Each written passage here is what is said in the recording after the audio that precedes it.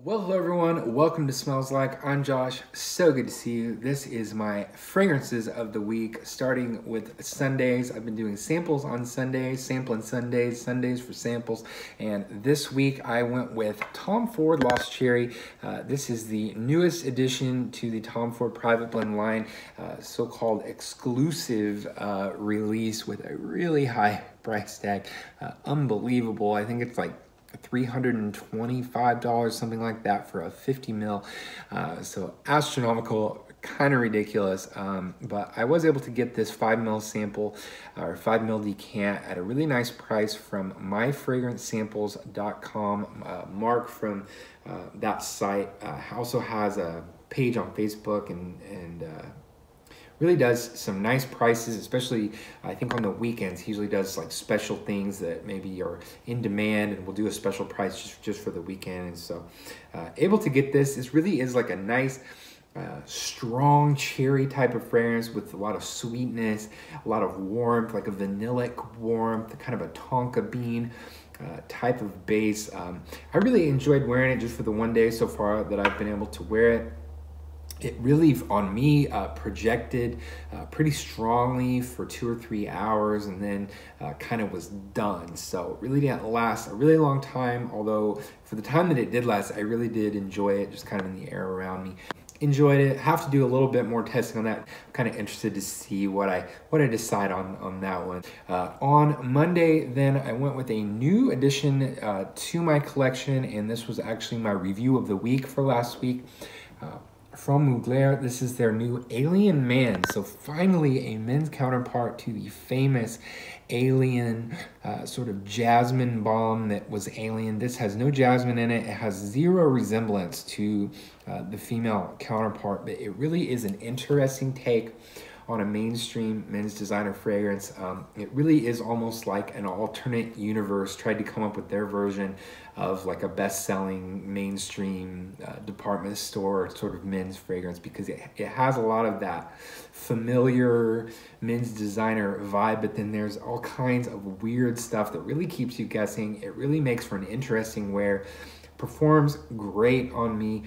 Really think this is going to be one that I'll enjoy for the fall. Really a perfect type of fall fragrance. It has enough of a depth, keeps things interesting on these fall days.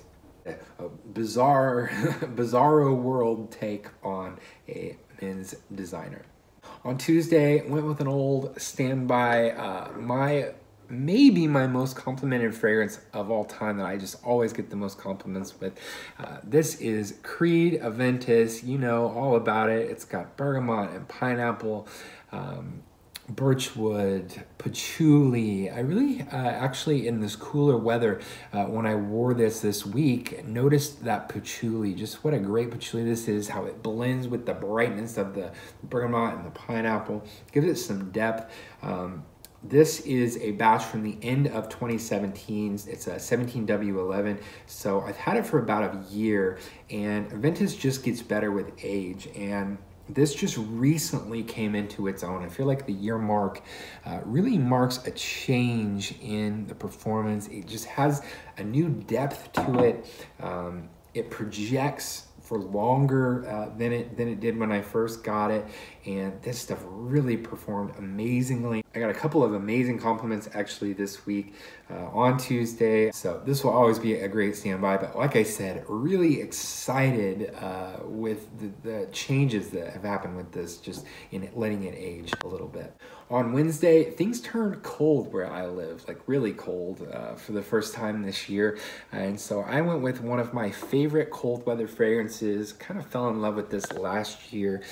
This is L'Homme Ideal, the Eau de Parfum from Guerlain. Has things like leather and incense, along with this cherry note in the opening, all over sort of the vanillic warm tonka bean base.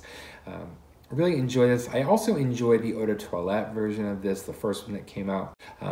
But I do enjoy this line. I think it's a great take on sort of a men's designer fragrance, a modern designer, still with a little bit of that Guerlain touch, that kind of vanillic warm thing that Guerlain is famous for. And I feel like there's just a touch of that in this. just makes it special, a little more special than your run-of-the-mill men's designer. On Thursday, I busted out one of my favorite cold weather fragrances. It only works when the temperature is really cold. Like, I'm gonna say almost to the freezing mark or under is when this thing really shines. This, again, from Thierry Mugler, is Amen. This is the original Angel Men. I just have this shiny gold bottle edition, but it's the same juice as the black one, the black bottle with the blue star here. This has all kinds of stuff in it, kind of a patchouli-based fragrance with some gourmand touches like caramel, coffee. There's this kind of weird tar note in the opening. Just really an amazing fragrance that when this came out, there was nothing like this. Kind of changed the men's fragrance game, especially at the designer level. This stuff, just amazing, will always be a staple in my collection. And for me, you know, there's a lot of flankers, a whole ton of flankers for the Amen series.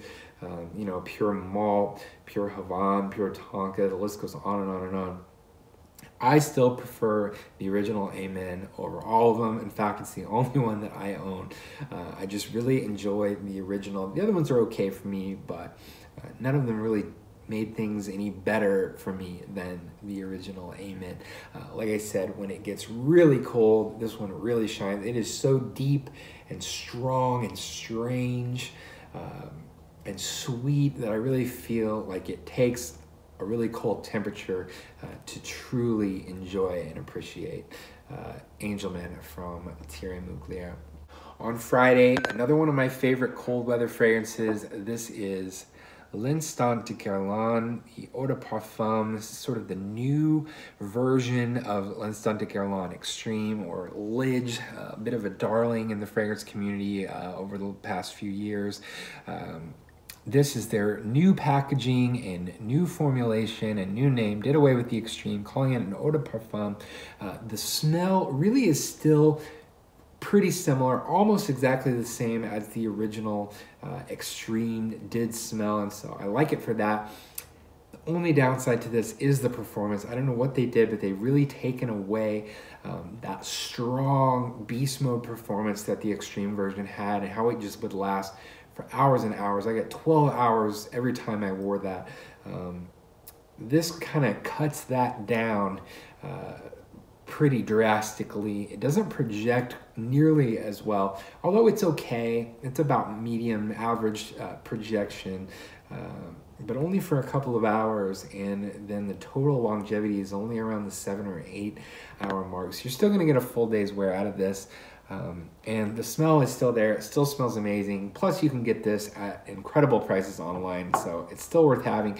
It's still a fragrance that I'll always keep in my collection. Really one of the classic men's designer fragrances. One of the best designer DNAs I think that there's ever been in terms of just modern men's fragrances. One of my all-time favorites. Today, then, wrapping things up with classic, again, one of my favorite winter fragrances. I think the fact that the weather has finally turned cold enough to wear some of these really have been going for my heavy hitters, my favorites that have been sitting on the shelf all year long waiting for it to turn cold. This is from Andy Tower. It's L'air du Desert Marocain, really his masterpiece, the fragrance that put him on the map. Really famous fragrance from Andy Tower. He has a lot of other incredible fragrances. He isn't a one-trick pony, but this still is my favorite, I must admit, that I've smelled from him, although there are some others that come close. This is all about this amber, sort of dry amber with some dry cedar, a lot of spices, coriander, some other spices, and really is meant to evoke staying in Morocco, you know, in a hotel sort of overlooking the town, all the spice markets and the bazaars. And as night falls, the sun goes down, the heat of the day is replaced by that desert coolness that comes in. There's still this dry, arid air coming in from the Sahara Desert. I think he really captured that experience of just laying in bed in a hotel in Morocco with the window open and just all the smells, that dry air coming in. And this is an absolute luxury to wear, and can actually be found at a pretty decent price for such an awesome niche level fragrance. I think you can find these for around $120 for the 50 ml. Absolutely one of my favorite fragrances of all time. I really think this week had a couple of my favorites of all time. If we're looking at, let's see, those three: Amen, Aventis, L'air du Desert, and of course L'Instant de Guerlain. So kind of a heavy hitting week. See if I can follow it up next week with just as heavy hitting of a selection.